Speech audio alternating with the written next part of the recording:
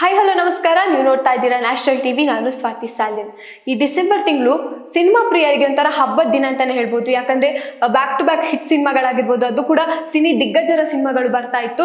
So ಹಾಗಾಗಿ ಈ ಒಂದು ಡಿಸೆಂಬರ್ ತಿಂಗಳು ನಮ್ಮ ಸಿನಿ ಪ್ರಿಯರಿಗೆ ಸಾಕಷ್ಟು ಖುಷಿ ಕೊಡುವಂತ ಒಂದು ತಿಂಗಳಾಗಿತ್ತು ಅಂತಾನೆ ಹೇಳ್ಬೋದು. ಯಾಕಂದ್ರೆ ಫಸ್ಟ್ಗೆ ಡೆವಿಲ್ ಸಿನಿಮಾ ರಿಲೀಸ್ ಆಯ್ತು, ನಡುವೆ ಸಾಕಷ್ಟು ಒಳ್ಳೊಳ್ಳೆ ಸಿನಿಮಾಗಳು ರಿಲೀಸ್ ಆಯ್ತು. ಬಟ್ ನಮ್ಮ ಡಿ ಬಾಸ್ಗೆ ಇರುವಂತ ಫ್ಯಾನ್ ಆಗಿರ್ಬೋದು, ಶಿವಣ್ಣ ಅವ್ರಿಗೆ ಇರೋ ಫ್ಯಾನ್ಗಳಾಗಿರ್ಬೋದು, ಅಥವಾ ಕಿಚ್ಚ ಸುದೀಪ್ ಅವ್ರಿಗೆ ಇರುವ ಫ್ಯಾನ್ಗಳಾಗಿರ್ಬೋದು ಸಿಕ್ಕಾಪಟ್ಟೆ ಇದ್ದಾರೆ. ಸೊ ಅವರಿಗೆಲ್ಲ ಇದು ಹಬ್ಬದ ಸೀಸನ್ ಅಂತಾನೆ ಹೇಳ್ಬೋದು. ಹೌದು, ಯಾಕಂದ್ರೆ ಈ ಒಂದು ಸಿನಿಮಾ ಇದೆಯಲ್ಲ, ಡೆವಿಲ್ ಸಿನಿಮಾ ರಿಲೀಸ್ ಆದ ತಕ್ಷಣ ಮಾರ್ಕ್ ಸಿನಿಮಾ ರಿಲೀಸ್ ಆಯ್ತು, ಅಥವಾ 45 ಕೂಡ ಇದೆರಡು ಕೂಡ ಒಟ್ಟಿಗೆ ರಿಲೀಸ್ ಆಗಿತ್ತು. ಸೊ ಹಾಗಾಗಿ ಸಿನಿ ಪ್ರಿಯರಿಗೆ ಈ ಒಂದು ತಿಂಗಳು ಭರ್ಜರಿ ಆದಂತಹ ಒಂದು ಸುಂದರವಾದಂತಹ, ಅಥವಾ ಏನೋ ಒಂದು ಹೇಳಕ್ಕಾಗಲ್ಲ ಅಷ್ಟು ಖುಷಿ ಕೊಡೋ ವಿಷಯ ಅಂತಾನೆ ಹೇಳ್ಬೋದು. ಈ ಒಂದು ಸೀಸನ್, ಈ ಒಂದು ಅಂದ್ರೆ ಡಿಸೆಂಬರ್ ತಿಂಗಳಲ್ಲಿ ತುಂಬಾ ಸಿನಿ ಪ್ರಿಯರಿಗೆ ಖುಷಿ ಕೊಡುವಂತಹ ಸೀಸನ್ ಆಗಿರ್ಬೇಕು. ಬಟ್ ಈಗ ಕಲೆಕ್ಷನ್ ಎಷ್ಟಾಗಿದೆ ಅಂತ ನೋಡುವಾಗ ಈಗ ಈ ಸಿನಿಮಾಕ್ಕೆ ಅಂದ್ರೆ ಮೇನ್ ಆಗಿ ಸಿನಿಮಾ ರಿಲೀಸ್ ಆದ್ಮೇಲೆ ಅದರ ಒಂದು ಕಲೆಕ್ಷನ್ ಆಗಿರ್ಬೋದು, ಸ್ಟಾರ್ಟಿಂಗ್ ದಿನ ಕಲೆಕ್ಷನ್ ಆಗಿರುತ್ತೆ. ಯಾಕಂದ್ರೆ ಅವರ ಅಭಿಮಾನಿಗಳಾಗಿರ್ಬೋದು ಅವರೇ ಪ್ರೆಸೆಂಟ್ ಇರ್ತಾರೆ ಆ ಒಂದು ಸಿನಿ ಥಿಯೇಟರ್ ಮುಂದೆ. ಬೆಳಿಗಿನ ಶೋಗೆನೆ ಅವರು ಬಂದು ಕೂತಿರುವಂತಹದ್ದು ಸಾಕಷ್ಟು ನೋಡಿದೀವಿ. ಡೆವಿಲ್ ಸಿನಿಮಾದಲ್ಲೂ ಕೂಡ ಅಷ್ಟೇ, ಡೆವಿಲ್ ಸಿನಿಮಾ ಅನೌನ್ಸ್ ಆದ ತಕ್ಷಣ ಎಷ್ಟೋ ಜನಗಳಿಗೆ ಟಿಕೆಟ್ ಸಿಗದೆ ನಿರಾಸೆ ಆಗಿದ್ದು ಕೂಡ ಇದೆ. ಸೊ ಹಾಗಾಗಿ ಸ್ಟಾರ್ಟಿಂಗ್ ಅಂದ್ರೆ ಅವರ ಅಭಿಮಾನಿಗಳೇ ಮುಂದೆ ಇರ್ತಾರೆ, ಫ್ರಂಟ್ ಸೀಟಲ್ಲೇ ಇರ್ತಾರೆ ಅಂತಾನೆ ಹೇಳ್ಬೋದು. ಹೌದು, ಹಾಗಾಗಿ ಮಾರ್ಕ್ ಸಿನಿಮಾ ಮತ್ತೆ 45 ನ ಕಲೆಕ್ಷನ್ ಎಷ್ಟಾಗಿದೆ ಅಂತ ನೋಡೋದಾದ್ರೆ, ಮಾರ್ಕ್ ಸಿನಿಮಾ ಮತ್ತೆ 45 ಒಟ್ಟೊಟ್ಟಿಗೆ ರಿಲೀಸ್ ಆಗಿದ್ದು. ಸೊ ಅಲ್ಲಿ ಎಲ್ಲೋ ಒಂದ್ ಕಡೆ ಸಿನಿ ಪ್ರೇಕ್ಷಕರಿಗೆ ಗೊಂದಲ ಆಗಿತ್ತು, ಯಾವ ಸಿನಿಮಾವನ್ನ ನೋಡೋದು. ಎರಡು ಕೂಡ ದಿಗ್ಗಜರ ಸಿನಿಮಾನೇ, ಎರಡು ಕೂಡ ಸೂಪರ್ ಹಿಟ್ ಸಿನಿಮಾ ಆಗಿರ್ಬೋದು ಅನ್ನೋ ಊಹೆಯಲ್ಲೇ ಕುತ್ಕೊಂಡು ನೋಡಿರ್ಬೋದು. ಬಟ್ ಕನ್ಫ್ಯೂಷನ್ ಕೂಡ ಇರುತ್ತೆ, ಯಾವ ಸಿನಿಮಾವನ್ನ ನೋಡೋದು. ಶಿವಣ್ಣ ಅವರ ಸಿನಿಮಾ ನೋಡೋದಾ, ಕಿಚ್ಚ ಸುದೀಪ್ ಅವರ ಸಿನಿಮಾ ನೋಡ್ಬೇಕಾ, ಉಪೇಂದ್ರ ಅವರು ಕೂಡ ಇದ್ದಾರೆ ಇಲ್ಲಿ, ಅರ್ಜುನ್ ಜನ್ಯ ಅವರ ಡೈರೆಕ್ಷನ್ ಕೂಡ. ಈ ಕಡೆ ಮಾರ್ಕ್ ಸಿನಿಮಾ ಅಂದ್ರೆ ಒಂಥರ ಏನೋ ಸಸ್ಪೆನ್ಸ್ ಥ್ರಿಲ್ಲರ್ ಮೂವಿ ತರ ಕಾಣಿಸ್ತಾ ಇದೆ, ಯಾವ್ದು ಸಿನಿಮಾವನ್ನ ನೋಡೋದು ಅಂತ ಸಾಕಷ್ಟು ಗೊಂದಲಗಳು ಕೂಡ ಆಗಿರ್ಬೋದು. ಬಟ್ ಈಗ ಕಲೆಕ್ಷನ್ ಅನ್ನ ನೋಡೋದಾದ್ರೆ, ಈ ಸಿನಿಮಾಕ್ಕೆ ಸ್ಟಾರ್ಟಿಂಗ್ ಅಲ್ಲೇ ಭರ್ಜರಿಯಾಗಿ ಕಲೆಕ್ಷನ್ ಸಿಕ್ತು. ಕಲೆಕ್ಷನ್ ಅಂದ್ರೆ ಸ್ಟಾರ್ಟಿಂಗ್ ಒಳ್ಳೇದಾಗಿ ಅಂದ್ರೆ ಸ್ಟಾರ್ಟಿಂಗ್ ಪಡೀತು ಈ ಸಿನಿಮಾ. ಸೊ ಹಾಗಾಗಿ ನೋಡಿದಾಗ ಸ್ಟಾರ್ಟಿಂಗ್ ಅಲ್ಲಿ ಮಾರ್ಕ್ಗೆ ಮೊದಲ ದಿನ ಎಷ್ಟಾಗಿತ್ತು ಅಂದ್ರೆ 8.5 ಕೋಟಿ ಕಲೆಕ್ಷನ್ ಆಗಿತ್ತು.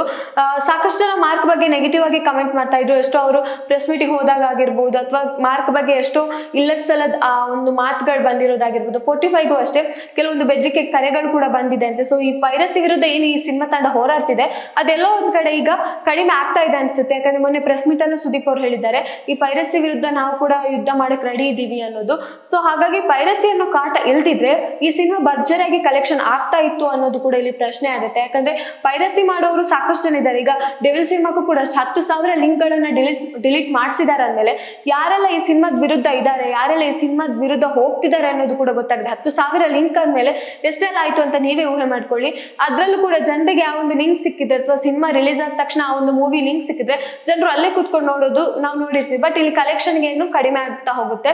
ಸೊ ಡೆವಿಲ್ ಕೂಡ ಅಷ್ಟೇ ಆಗಿದ್ದು, ಈ 10,000 ಲಿಂಕ್ ಇಂದಾಗಿ ಕೋಟಿಯಲ್ಲಿದ್ದ ಕಲೆಕ್ಷನ್ ಲಕ್ಷಕ್ಕೆ ಜಿಗಿತು. ಈಗ ಬರೋಬ್ಬರಿ 1 ಲಕ್ಷದಲ್ಲೇ ಹೋಗ್ತಾ ಇದೆ.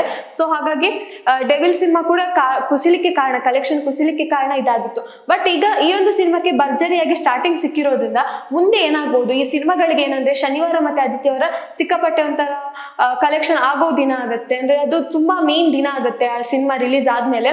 ಈಗ ಗುರುವಾರ ರಿಲೀಸ್ ಆಗಿರುವಂತ ಮಾರ್ಕ್ ಮತ್ತೆ 45ಗೆ ಶನಿವಾರ ಮತ್ತೆ ಭಾನುವಾರ ಕಲೆಕ್ಷನ್ ಏನಿದೆ ಅದು ಮೇನ್ ಆಗಿ ಕಾಣಿಸ್ಕೊಳ್ಳೋದು.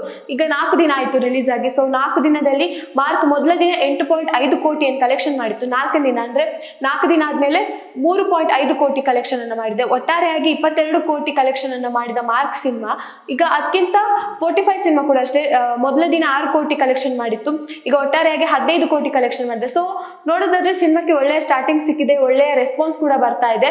ಕೆಲವೊಂದಿಷ್ಟು 45ಗೆ ಗ್ರಾಫಿಕಲ್ ಆಗಿರ್ಬೋದು, ಅಥವಾ ಬೇರೆ ಒಂದು ರೀತಿಯಲ್ಲಿ ಒಂದು ಅಪವಾದ ಆಗಿರ್ಬೋದು, ಅಥವಾ ಆ ಸಿನಿಮಾದ ಗ್ರಾಫಿಕ್ ಬಗ್ಗೆ ಕಮೆಂಟ್ಗಳಾಗಿರ್ಬೋದು, ಕೆಲವೊಂದಿಷ್ಟು ಜನಗಳಿಗೆ ಸ್ಟೋರಿ ಅರ್ಥ ಆಗದೆ ಇರೋದು ಕೂಡ ಇದೆ.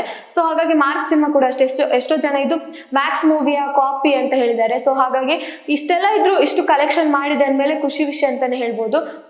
ಇನ್ನು ಡೆವಿಲ್ ಕೂಡ ಸ್ಟಾರ್ಟಿಂಗ್ ಅಲ್ಲಿ ಒಳ್ಳೆ ಕಲೆಕ್ಷನ್ ಮಾಡಿತ್ತು, ಮತ್ತೆ ಕುಸಿತಿದ್ದು ಪೈರಸಿ ಕಾರಣ. ಸೊ ಈ ಸಿನಿಮಾಕ್ಕೂ ಕೂಡ ಪೈರಸಿ ಕಾಟ ಇತ್ತು. ಮೊನ್ನೆ 45 ಸಿನಿಮಾದಿಂದ ಒಂದು ಪೋಸ್ಟರ್ ಕೂಡ ರಿಲೀಸ್ ಆಗಿತ್ತು, ಕಾನೂನು ಕ್ರಮ ತಗೊಳ್ತೀವಿ ಅನ್ನೋದು, ಅಂದ್ರೆ ಪೈರಸಿ ಮಾಡಿದವರ ವಿರುದ್ಧ ಕಾನೂನು ಕ್ರಮವನ್ನ ತಗೊಳ್ತೀವಿ ಅನ್ನೋದು. ಆಮೇಲೆ ಮಾರ್ಕ್ ಸಿನಿಮಾ ದಿನ ಒಬ್ಬ ವ್ಯಕ್ತಿ ತಮ್ಮ ಫೋನ್ ಇಂದ ಚಿತ್ರೀಕರಣ ಮಾಡಿದ ಕಾರಣ ಅವನಿಗೆ ಸರಿಯಾಗಿ ಹೊಡೆಯೋದಾಗಿರ್ಬೋದು, ಈ ತರ ಅಂದ್ರೆ ಅಲ್ಲಿದ್ದ ಜನ ಅವರಿಗೆ ಪಾಠವನ್ನ ಕಳಿಸಿದ್ದಾರೆ. ಸೊ ಹಾಗಾಗಿ ಎಷ್ಟೋ ಜನ ಈ ಸಿನಿಮಾವನ್ನ ರೆಕಾರ್ಡಿಂಗ್ ಮಾಡೋದಾಗಿರ್ಬೋದು, ತಮ್ಮ ಇನ್ಸ್ಟಾಗ್ರಾಮ್ ನ ಖಾತೆಗಳಲ್ಲಿ ಹಾಕೋದಾಗಿರ್ಬೋದು, ಆಗಿರ್ಬೋದು ಅಥವಾ ಯೂಟ್ಯೂಬ್ಗಳಲ್ಲಿ ಹಾಕೋದಾಗಿರ್ಬೋದು, ಈ ತರ ನಡೀತಾ ಇರೋದು ನಾವು ನೋಡ್ತಾನೆ ಬಂದಿವಿ. ಸೊ ಈ ಪೈರಸಿ ಕಾಟದಿಂದ ಈ ಸಿನಿಮಾ ಗೆಲ್ತಾ ಇರೋದು ಕೂಡ ನಮ್ಗೆ ಖುಷಿ ಆಗ್ತಾ ಇದೆ. ಇನ್ನು ನೋಡ್ತಾ ಇರ್ಬೇಕು ಎಷ್ಟು ದಿನ ಈ ಸಿನಿಮಾದ ಕೋಟಿಗಟ್ಟಲೆ ಕಲೆಕ್ಷನ್ ಆಗ್ಬೋದು, ಯಾವ ತನಕ ಅಂದ್ರೆ ಈ ಪೈರಸಿ ಕಾಟ ತಪ್ಪುತ್ತಾ ಅಥವಾ ಪೈರಸಿ ಕಾಟ ಇದ್ದು ಕೂಡ ಇದು ಸಿನಿಮಾವನ್ನು ಎಷ್ಟು ಕಲೆಕ್ಷನ್ ಮಾಡ್ಬೋದು ಅನ್ನೋದನ್ನ ನಾವು ನೋಡ್ಬೇಕು. ಸೊ ನೀವು ಕೂಡ ಯಾವ ಸಿನಿಮಾ ಅಂದ್ರೆ 45 ಮತ್ತೆ ಮಾರ್ಕ್ ಸಿನಿಮಾದಲ್ಲಿ ಯಾವ ಸಿನಿಮಾವನ್ನ ನೋಡಿದೀರಾ ಅನ್ನೋದನ್ನ ಕಮೆಂಟ್ ಬಾಕ್ಸ್ ಅಲ್ಲಿ ತಿಳಿಸಿ. ಸೊ ಇನ್ನಷ್ಟು ವಿಷಯಕ್ಕಾಗಿ ನೋಡ್ತಾ ಇರಿ ನ್ಯಾಷನಲ್ ಟಿವಿ. ಧನ್ಯವಾದಗಳು.